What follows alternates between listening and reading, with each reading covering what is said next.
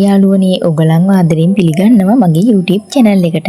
ඉතින් එන්නකෝ අද මැෂින් එකේ මහන්නේ නැතුව අපි අතේ මැහුම් වර්ග දෙක තුනක් මහමුකෝ. ඉතින් මම මේ මුලින්ම ලෑස්ති වෙන්නේ නූල් අදින්න. නූල් අදින්න කියලා කියන්නේ සාමාන්‍යයෙන් අපි ස්ථිර මැහුමක් දානකම්. తాවකාලික වශයෙන් රෙද්ද රඳවා තබා ගන්න දාන මැහුමකට තමයි මෙන්න මේ නූල් ඇදීම කියලා කියන්නේ. ඉතින් අපිට පුළුවන් මුලින්ම මෙන්න මේ විදියට අපිට අවශ්‍ය විදියට රෙද්ද පින් කරගන්න පුළුවන්. ඉතින් ඕගොල්ලෝ කලින් දැක්කනේ මම මේ නූල අරගෙන ඉදි කටුවට දාලා ඊට පස්සේ නූල අගින් ගැටයක් ගහගන්නවා.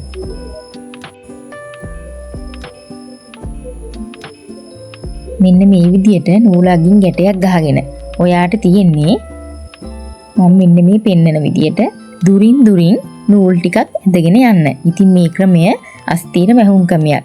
తాවකාලික මැහුම් ක්‍රමයක්. මේකෙන් සාමාන්‍යයෙන් අපි ආයේ ස්ථිර මැහුමක් දානකම් මෙන්න මේ විදියට රෙද්ද රඳවා තබා ගන්න මෙන්න මේ විදියට නූල් අදීම කරන්න පුළුවන්.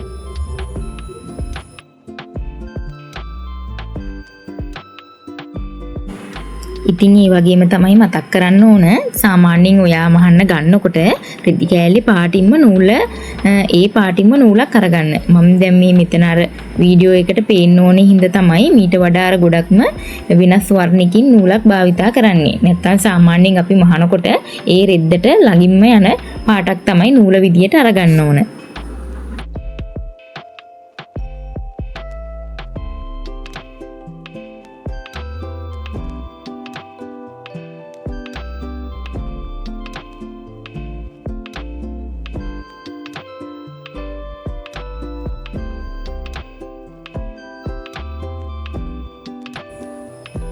ඉතින් මැහුම අවසානයේදී ඔයාට පුළුවන් මෙන්න මේ වගේ පිස්මේන්තු එකක් දෙකක් දාලා මැහුම නතර කරන්න. බලන්නකො නිකන් නූල ඇදගෙන ගියත් රෙද්ද ගැලවෙන්නේ නැතුව හිට මෙහිට වෙන්නේ නැතුව රැඳිලා තියෙනවා.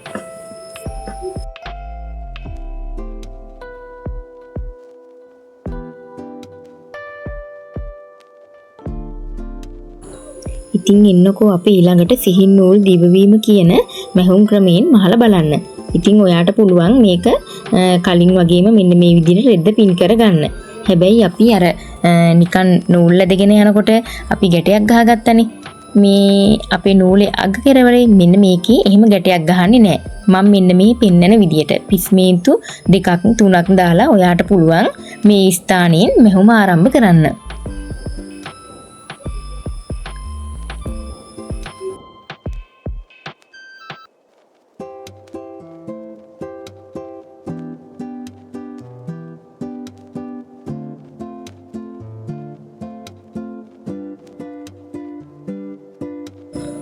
ඉතින් ඔයාට පුළුවන් මෙන්න මේ මම පෙන්නන විදියට ළඟින් මෙන්න මේ විදියට ඉදි කටුව භාවිතා කරලා සිහින් නූල් දිවවීම කියන මැස්ම මහ ගන්න පුළුවන්. අපි ළඟින් තමයි මෙන්න මේකෙදි ඉදි කටුව මෙන්න මේ විදියට මහන්න ඕන. එතකොට තමයි මේ මැස්ම හරියටම එන්නේ.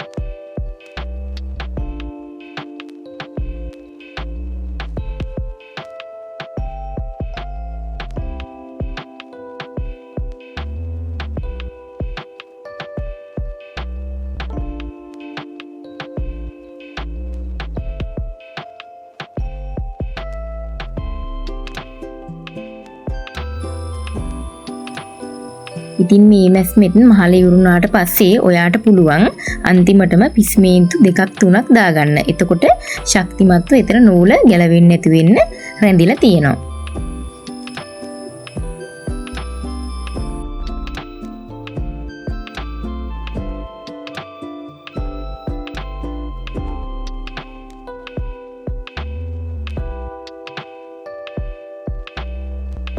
මේ බලන්නකො කිසි ප්‍රශ්නයක් නැතුව සිහින් නූල් දිවවීම කරාට පස්සේ හොඳට රෙද්ද මැහිලා රැඳවිලා තියෙනවා.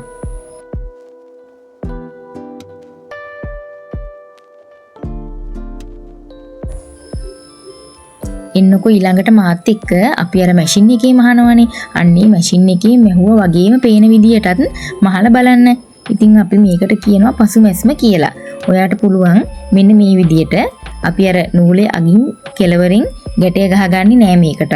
මම මෙන්න මේ පෙන්නන විදියට ආරම්භ කරන්න ඕන පිස්මේන්තු 2ක් 3ක් දාලා තමයි ආරම්භ කරන්න ඕන. ඊට පස්සේ ඔයා මම මේ පෙන්නන විදියටම ඉදි කට්ට හසුරවන්න ඕන.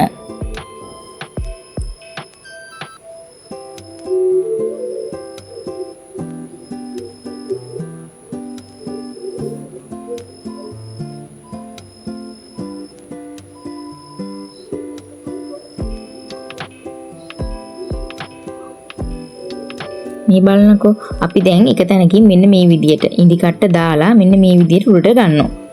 ඊට පස්සේ ආයෙම ඉදි කට්ට මං ඇතුළත් කරන තැන බලන්නකෝ. මෙන්න මේ විදියට ඉදි කට්ට යටට දාලා අපි අර මැහුවනේ අන්නේ මැහුවට වඩා චුට්ටක් හරියම පොඩි ප්‍රමාණයක් ඉදිරියට එන්න ඉදි කට්ට යටින් ආයෙ උඩට ගන්න ඕන. ආයෙ නැවතත් අපි ඒ කරපු විදියටම දිගටම වහගෙන යන්න ඕන. මෙන්න මේ විදියට. ඉතින් මේ විදියට මහගෙන ගිහිල්ලා බලන්නකෝ ඔයගලන්ට ලස්සනටම අපි අර මැෂින් එකේ මහනවා වගේම මහ ගන්න පුළුවන් වෙනවා. ඉතින් සාමාන්‍යයෙන් අපේ මැෂින් එක මොකක් හරි වුණාම ඒ වගේම තමයි ඉස්සර කාලේ හැමෝටම මැෂින් තිබුණේ නෑනේ. ඉතින් අපි මැෂින් එකක් ගන්න කලිනුත් මහගත්තේ අපේ දේවල් මහගත්තේ මෙන්න මේ ක්‍රමයට තමයි. ඉතින් අපි අර මේ වගේ දෙයක් ඉගෙනගෙන තියෙන එක කොයි වෙලාවෙත් අපිට ප්‍රයෝජනවත් වෙනවා.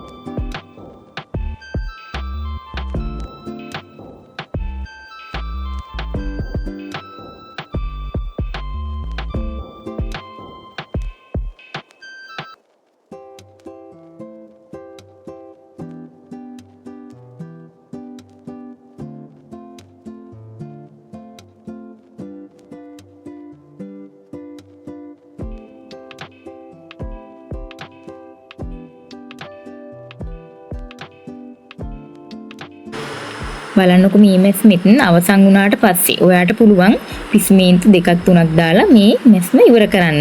මම අරගනිපු නූල ඉවර වෙච්ච හින්දා තමයි මේ මෙතනින් මැස්ම නතර කරේ. ඕගලන්ට පුළුවන් සම්පූර්ණයෙන්ම මේ විදියටම වහගන්න. එහෙනම් යාළුවනේ ආයෙ අලුත් වීඩියෝ එකකින් හමු වෙමුකෝ. මාව subscribe කරන්න අමතක කරන්න එපා. ගිහින් එන්නම්. bye bye.